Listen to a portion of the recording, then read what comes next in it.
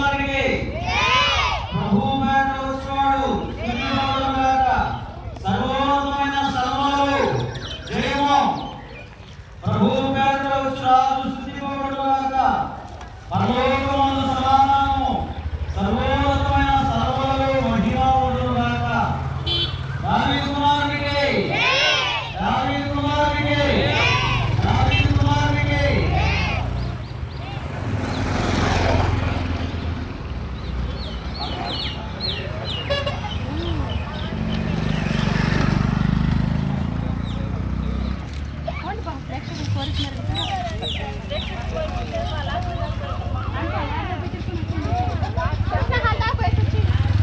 నువ్వు కూడా రా, నువ్వు కూడా రా.